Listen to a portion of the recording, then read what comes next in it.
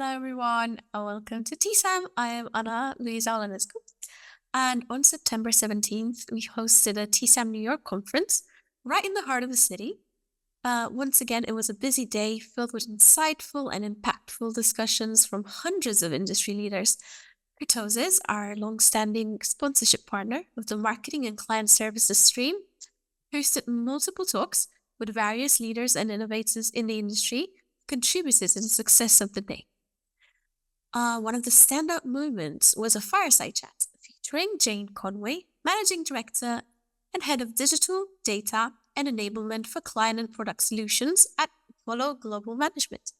She was joined by Gabriel, Keiji Altbach, Chief Marketing Officer, Managing Director at Voya Investment Management, and Kurtosys' Relationship Manager, Burgunder. Together, they explored how unifying sales and marketing goals can drive holistic forecasting and client success. Today, we'll be hearing from Jane herself about her key takeaways from the TSAM New York conference. Thank you for joining us, Jane and Brad. Great. Thanks, Anna, and we appreciate the time and the event. It was a great event, Jane, right?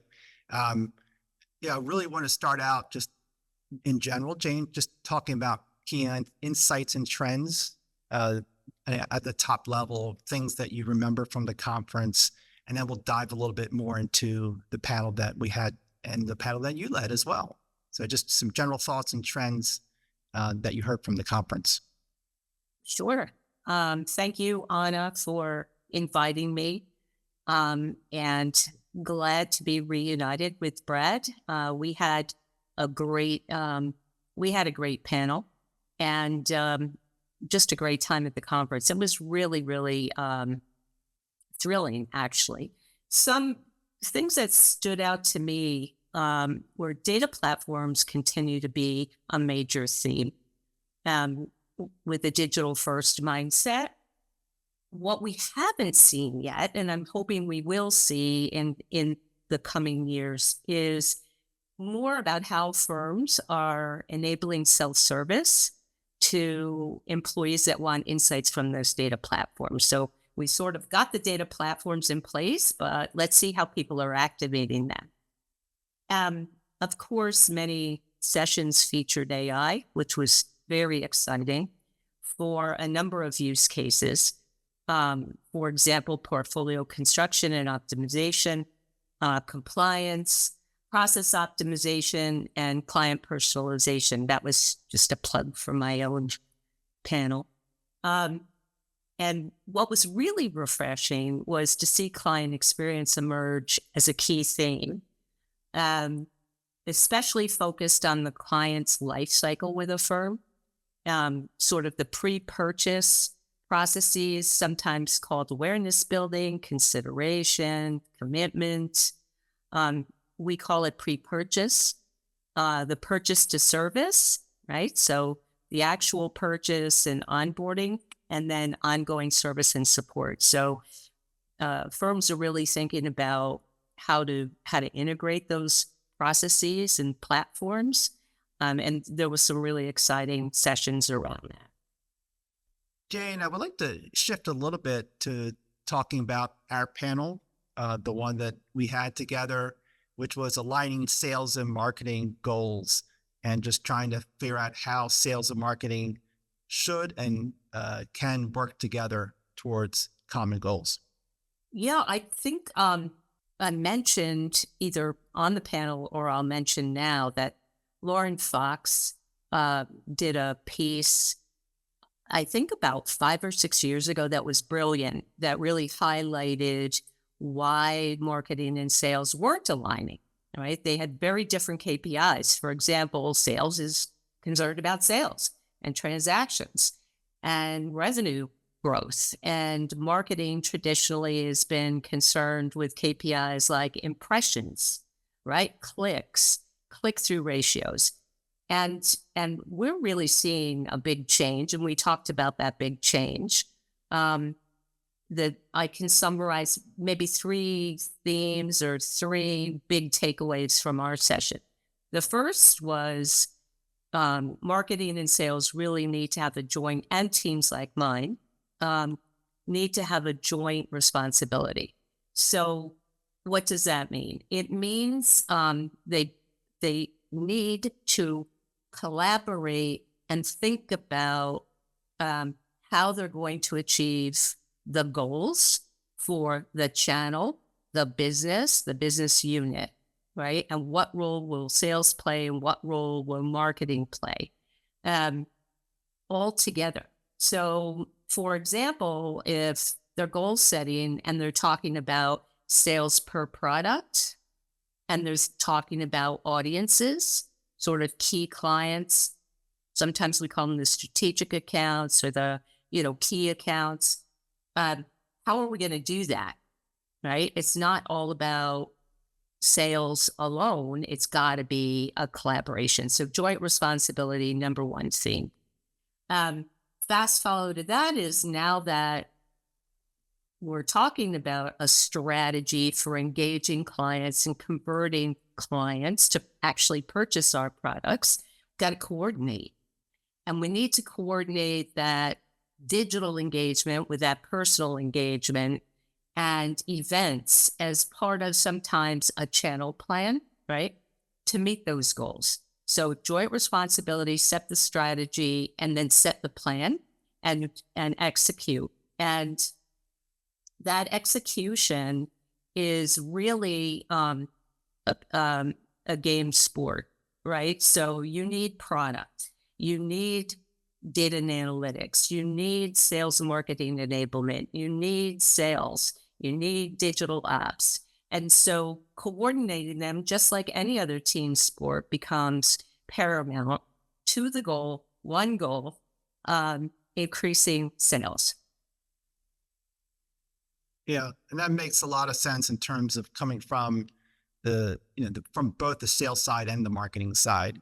I think another thing that I recall from some of the sessions was talking about the marketing teams having to have more skills in kind of data analysis, where, back even 5 years ago, they were really, focused on creative and campaigns and kind of high level, where now those people really have to have those extra set of skills.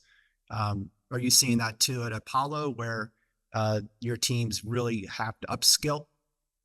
I think I see it across the industry. You're absolutely right, not just at Apollo. Why are we doing digital outreaches, right? We're doing digital outreaches because there's no possible way that we can have personal outreaches, right? Across a vast client base, whether it's institutional or intermediary or wealth. There's a very big difference between the number of people on a sales team and the number of clients in the universe, right?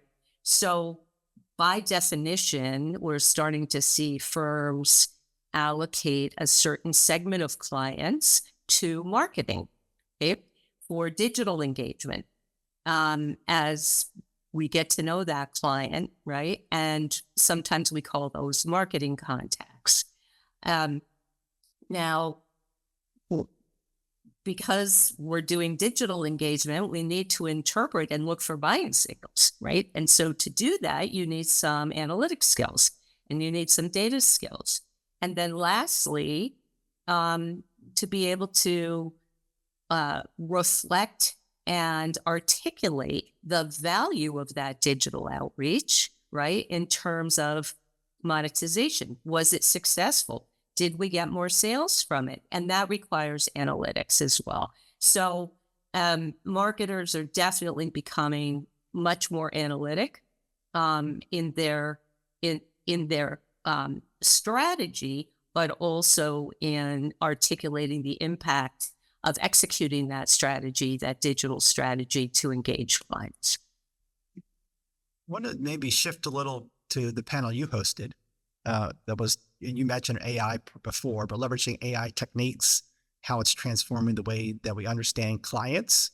And obviously, hot trend, you talked about, AI, but LLM, language models, some of that how are asset managers approaching this? Are some embracing it?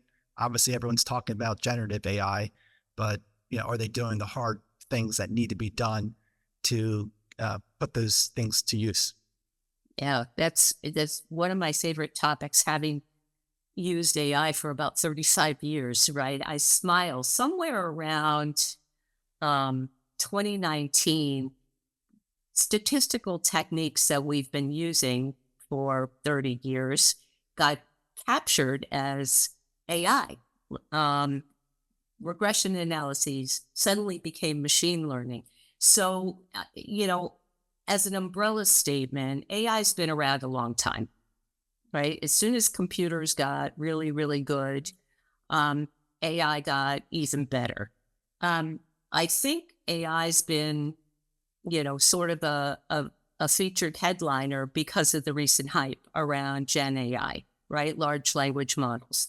But large language models are only a tiny bit of the types of techniques that AI encompasses, right? To just understand, in our world, clients' needs and wants. So techniques like natural language processing, being used to detect sentiment, right? Is a client positive or negative, or how are they reacting to our engagements with them? Machine learning is another technique that is used more widely, right? I think some of the bigger asset managers were starting to use machine learning for segmentation, and the sister of segmentation, personalization, over the past 5 or 6 years. And so why? Why are they using machine learning? Well, when you think about segmentation, it's not static. In the old days, we used to say, okay, we need to curate the top 250 clients per salesperson. And there was, and the next 100, and then the next 50. And that was segmentation. And it was sort of a top down based on really AUM. But when you think about it, segmentation, really precise segmentation, needs to be dynamic, right? And based on a client's behavior, what they buy, how they react to digital outreaches, what events they attend, what they downloaded from our websites, and so forth. And so that's a lot of disparate information that you're trying to put together to understand clients' preferences, right? And so you need techniques like regression analysis, also known as machine learning. And there are other techniques in machine learning to put those attributes together to try to craft an understanding of that person or group of people that behave a certain way. But that's not enough. Now you've got to operationalize that. And that's where personalization comes into play. Now that I've been able to cluster people that behave similarly, now I can operationalize that and address how we message different groups of people, the type of content that we send them. Some people prefer what we call long form narratives, right? Others just want quants, right? Just tell me the performance. And yet others, particularly in, I would say, folks that have been in seat, 10 years or so, they're very technically savvy. They love iconographic treatments for the messaging that we send. So we need to think about the preferences and pull them through. We need to think about these behavioral attributes with the goal of understanding what a client might need or want. And then we need to think about the messaging, the cadence of our touch points. And here's where the marketing and sales coordination comes in. The digital touch points and the personal touch points and how they amplify each other, right? And then the content that we offer. So that's real value of using different AI techniques in our business. Great, Jane. It's been a pleasure talking with you and recapping the great conference we had at TSAM New York, and really appreciate your time, your insights. It was a great conference, and really enjoyed being on the panel with you. Thank you so much. I really enjoyed being on a panel with you, as you know, and I hope that we have the opportunity to be on panels next year. Thank you very much, both of you, for an insightful discussion. Some very exciting trends, interesting topics that you touched upon that are shaping the industry. And you can find out more information about Kurtosys by visiting their website, www.kurtosys.com. Thank you, everyone, very much for joining. We look forward to the next event.